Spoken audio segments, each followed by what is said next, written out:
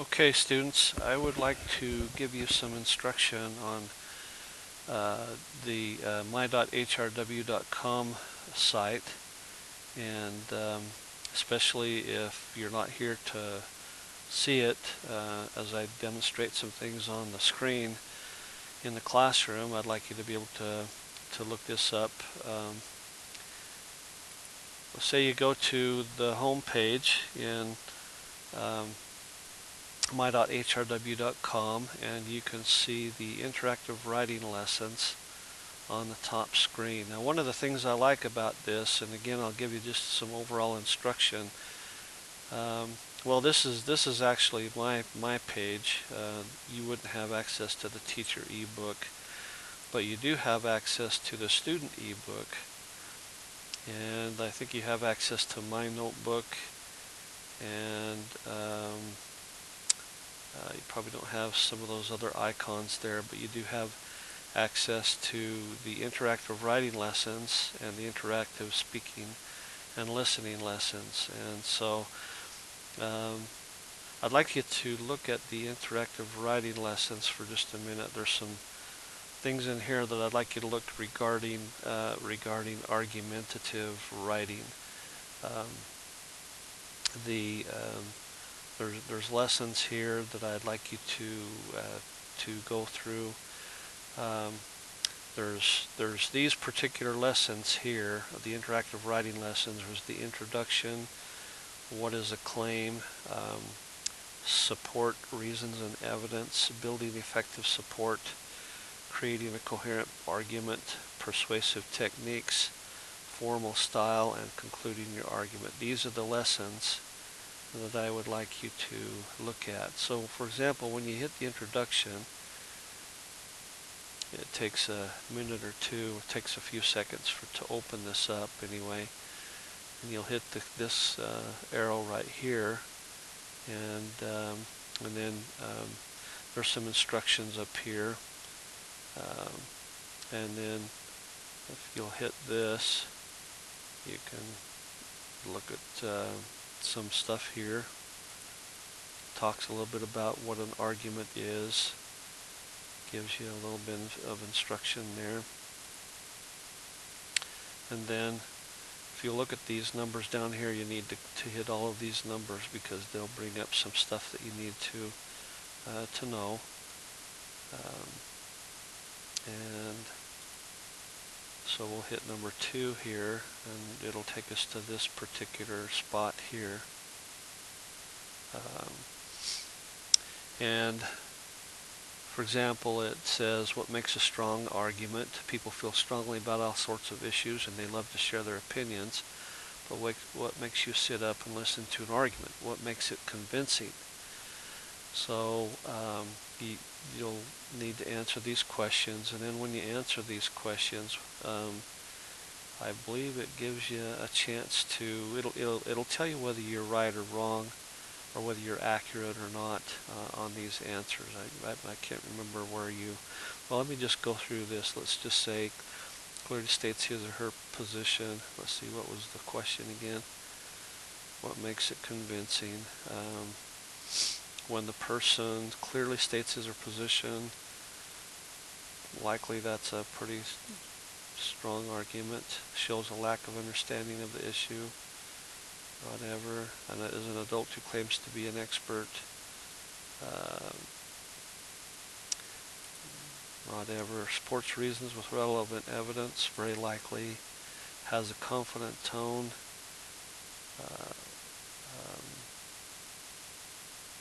Possibly. Insults people who support the opposing view, whatever. Organizes ideas logically, very likely. So then you can, oh, it brings up this window here, it's check, so you hit that, and you can see that I got most of them right, but maybe not this one over here. And then if you want to erase that, just come over here and go like that. Well, I'd like you to keep it on there so that you can show me at some point in time that you've completed that particular part of this writing lesson. And then go over to 3, and on this part, this is probably one of my favorite parts on the introduction, because This is where you would read an argument and answer questions about how the writer states and supports the position. So let's just read the first paragraph and I'll show you how this works. There's no getting around it. Most teens use social media. A recent study by the child advocacy group Common Sense Media suggests that 90% of people aged 13 to 17 years have used social media, while 51% say they visit a social networking site daily. So what is the effect of all of this social media on teenagers' social lives? Perhaps surprisingly, social media can be a positive force in teens' lives, helping them stay in touch with friends, feel better about themselves, and connect with the larger world. So that's an introductory paragraph, and so we'll hit this right here, and there's a question. Did you notice the writer is making a claim that social media can have positive effects on teenagers' social lives? So that is completed. You just kind of move on to the next paragraph. And one thing I'd like you to notice here is that you've got a pretty good introductory paragraph. You've got a good grabber sentence right here. You start getting into some background information right here, and then you have a thesis statement right here. Social media can be a positive force in teens' lives, helping them stay in touch with friends, feel better about themselves, and connect with the larger world. Now, why is that an argumentative thesis statement? Because there's probably a lot of people who don't think that social media can be a positive force in teens' lives. And so it becomes important for the writer to try to convince the reader, and the reader in this case might be parents or adults who have no use for social media, but what has to be done is to convince the parents that social media can be a good thing for people, and especially for teens. Let's just take a look at the second paragraph real quick. Social media helps teens stay connected to friends and make new ones who share their interests. That's a great topic sentence. That leads in, that's one of the things that supports the thesis about how social media can be a positive force in teens' lives. According to the Common Sense Media survey, 52% of teenagers say social networking has had a positive effect on their friendships, and 37% say it has had a positive effect on their relationships with family members. Furthermore, 69% say that social media has helped them get to know the other students at their school, and 57% say it has helped them connect with people who share a common interest. So what you'd want to do after reading that is hit this yellow thing right here again, it's a yellow arrow, and answer the question. In the second paragraph, the writer provides statistics from a survey. What does he include? Why does he include this information? To make a claim, to support a claim, or to conclude his argument? How about to support a claim? Okay, and then it'll tell you down here whether you're right or wrong. Okay, that's the nice thing about statistics, that they really empower the point. This is a good point to make. This is a good topic sentence, but you've got to have some facts to support it, to strengthen it somehow, and that's what your statistics will do for you. Let's keep going here for a second.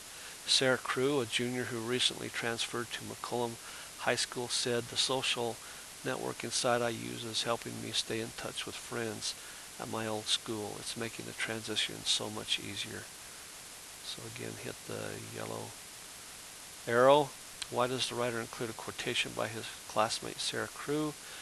To appeal to teenage readers, to support his statement that social media help teens stay connected, to acknowledge the point of view from those who don't agree with him. How about to appeal to teenage readers? Oh, nope. Guess not. Must be this one then. To support his statement that social media helps teens stay connected. Okay. So again, that Anytime you can use a good quote from somebody, that's going to strengthen your writing.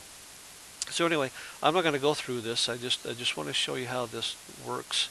If you'll just go through it on your own, I really feel like you'll learn some things. This is a good argumentative essay sample to read and to look at, and if you'll just read it and take advantage of this particular instruction, you'll be in pretty good shape here.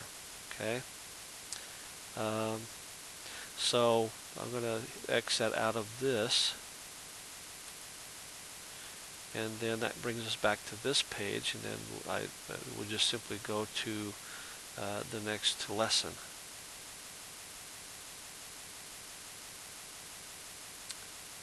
Again, it takes a few seconds to open it up. Now, one thing I should mention about these lessons is that there's different formats for each one of these lessons. They're not all the same. There's like I say, there's some good instruction here.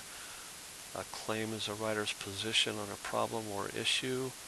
What makes these claims effective? So I'd close that, and I'd look at each one of these. Not sure which one came out, but we'll hit this one first. And it gives you some clarification. Based on the, it might be, well, I was thinking it was based on the article that we just read, but I think this is a different one. But points things out, highlights things for you so you can see. And again, I believe that this is your thesis statement here. Okay. So even though Swimming with the Dolphins has hit number 3 on this year's bestsellers list, readers should have save their time, money, and good taste and skip it. Okay, here's another one. Teenagers who plan to go to college should work no more than 15 hours per week and only at jobs that will teach them valuable skills. Okay, that's an argumentative point. An argumentative point. Another one.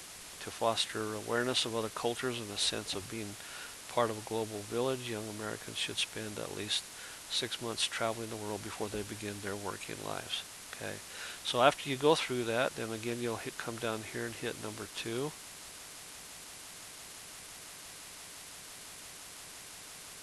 And you'll read this up here. Choose the strongest and most effective claim and drag it into the box.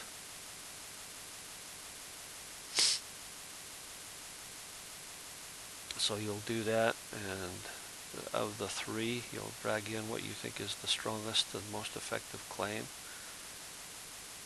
Okay, there's number 3. What problem or issue does this image bring to mind? Write a strong, effective claim that you might use in an argument related to the problem. Click the arrow and see a sample answer.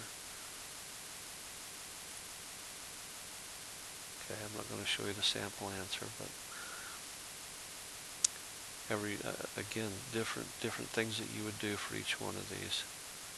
So anyway, you guys can kind of pick and not pick and choose, but pick and kind of work your way through these lessons. They're asking you to do different things, and I really feel like if you will take the time to do these lessons closely and legitimately, that you'll be better prepared to write an argumentative essay because you'll have some good examples to have looked at, and you'll gain just a little bit more understanding of argumentation.